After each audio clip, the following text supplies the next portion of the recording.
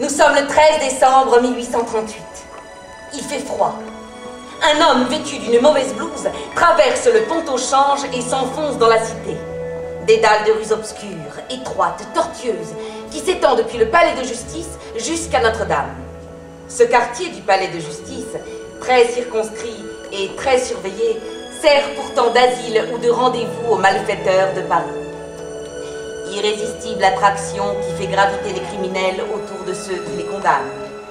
L'homme se met à ralentir lorsqu'il entre dans la rue aux Fèves. 6 heures sonnent, la nuit est profonde et de fortes rafales de vent fouettent les murailles. Une fille chante sous un porche un air populaire. Si tous les vauriens qui ne valent rien à Paris ne valaient qu'un refrain de Villon ou de Guy, et si toutes les épines avaient la rose avec, et copain sa copine, on ne vivrait plus qu'avec. Et dire ça, je te tiens, tu vas danser. C'est toi qui vas danser. Oh, merci, monsieur, d'avoir pris mon parti.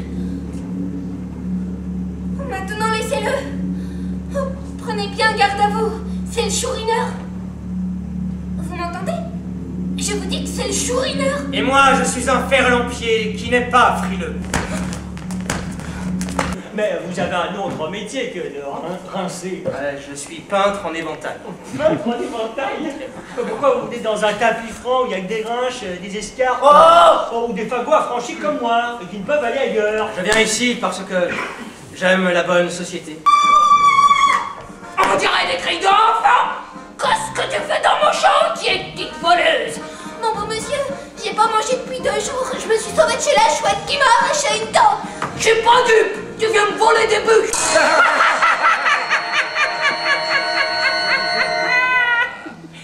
Eh ben dis donc, la belle blonde, tu vas quitter ces 2 mufles et t'en venir avec moi? Mon Dieu, la chouette. La chouette, la borgnesse. Ah ça! Est-ce que tu entends pas? Si tu viens pas, je t'éborgne pour faire de toi le pendant de la chouette. Je vous épargne les coups. Bon, Rodolphe s'est enfui du Lapin Blanc. Il a envoyé Fleur de Marie, la goualeuse, à la ferme de Bouqueval, chez Madame Georges, qui n'est autre que la mère de François Germain, dont on n'a pas encore parlé, l'ancienne femme du maître d'école. Vous suivez? Ce dernier, le maître d'école et la chouette veulent la peau de Rodolphe. 3 jours plus tard, j'accélère un peu le temps. Vous vous êtes introduit chez moi pour voler, et vous avez poignardé mon majordome. On m'a attaqué! Je me suis défendu! Celui que vous avez frappé était sans arme. Il vous a seulement demandé ce que vous vouliez. Ton argent est à vie, et vous l'avez poignardé. C'est faux! Il a menti! J'ai aussi appris qu'il y a 15 ans, vous aviez enlevé votre fils à sa mère, et que vous seul possédiez le secret de son existence. Ce nouveau méfait m'a été un motif de plus pour m'assurer de vous. Vous allez mourir ici. Préparez-vous. La loi défend de se faire justice soi-même.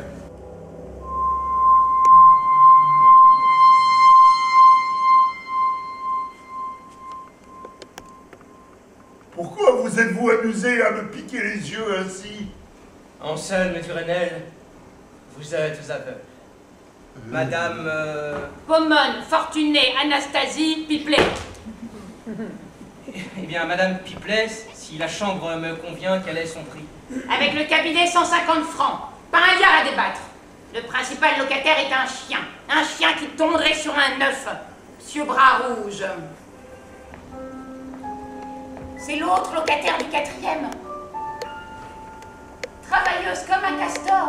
Quand Monsieur Germain est parti, il nous a dit « Je n'attends pas de courrier, mais si jamais il m'en parvenait, remettez-les à Mademoiselle Rigolette. » Et Mademoiselle Rigolette n'a plus revu Monsieur Germain depuis qu'il a quitté cet immeuble. Ah non, monsieur, à moins que ça ne soit le dimanche, hein, mais Mademoiselle Rigolette n'a pas beaucoup de temps de penser aux amoureux.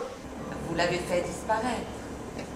Si j'avais été un criminel pour cela, plutôt que de la faire disparaître, je l'aurais tué. Je lui dirais... Rodolphe, dans ma douleur, j'avais voulu briser le dernier lien qui nous attachait l'un à l'autre. Affirmez que tout a été concerté entre vous, moi et Madame Séraphin. On vous croira. Vous fixerez vous-même le prix de votre récompense.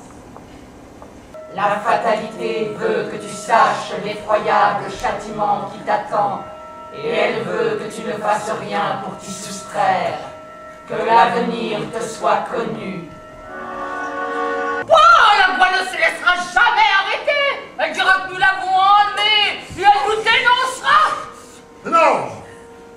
Elle ira en prison de bonne volonté. Et elle va jurer de ne pas nous dénoncer. Elle me doit cela.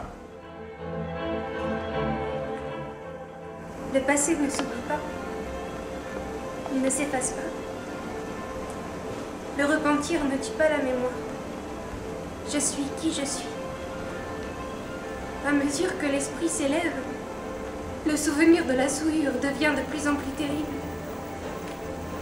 Je n'oublierai jamais ce que j'ai été. Je voudrais mourir belle, en prononçant le nom de mon bienfaiteur. Vous avez tort de vous plaindre d'être isolé, abandonné. Rigolette. Et ce n'est pas de la pitié. Décrochez, j'entends rien. Rigolette. Ce mot que vous avez écrit pour moi, votre bonté, vos confidences. Décrochez, C'est décrochez. pas bien possible ça. Et puis, que voulez-vous? Après une conduite si généreuse, on s'étonne que l'amour vienne tout d'un coup. Que dites-vous? Je me trompe peut-être, mais vous m'aimez. Oui, vous m'aimez. Mais il faut bien que je vous le dise de moi-même, puisque vous ne me le demandez pas. Mais bon, je ne peux pas m'entendre à demi-mot. Il me force à lui avouer ces choses-là. Appelle-moi le chourineur. J'allais m'embarquer pour l'Algérie, j'ai pas pu. Je savais que Monsieur Rodolphe s'intéressait à vous comme à son propre fils. C'est ça? Monsieur Rodolphe, ah, d'accord, très bien. Merci. Merci. Je suis parti sur vos traces. Vous croyez un grand danger? Ah, j'ignorais. Ah, merci. Merci infiniment. Il n'y a pas de quoi, il n'y a pas de quoi. Oh, c'est habile. Qui aurait cru ça de toi? Écoute encore, je haïssais mon caissier, un certain Germain. Un soir, il avait pris chez moi un peu d'or qu'il m'a restitué le lendemain. Mais pour perdre ce misérable, je l'ai accusé de m'avoir volé une somme considérable. On m'a cru, il est en prison. Jacques, tu m'aimes. Me livrer ainsi tes secrets. Écoute encore. Cela devait être. J'ai tiré l'épée contre mon père, par amour pour vous. Juste punition du parricide. Entends-tu, mère dénaturée? Funeste jour, j'ignorais ce malheur. Grâce! Pas de grâce pour vous, qui avez armé le fils contre le père. Pas de grâce pour vous, qui au lieu de veiller pieusement sur votre enfant, l'avez abandonné à des mains mercenaires afin de satisfaire votre cupidité par un riche mariage.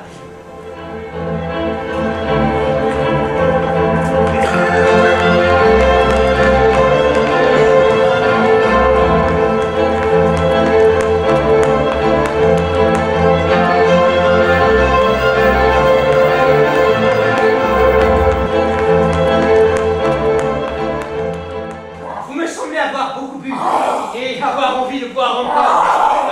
Prenez ma bourse et laissez-nous passer.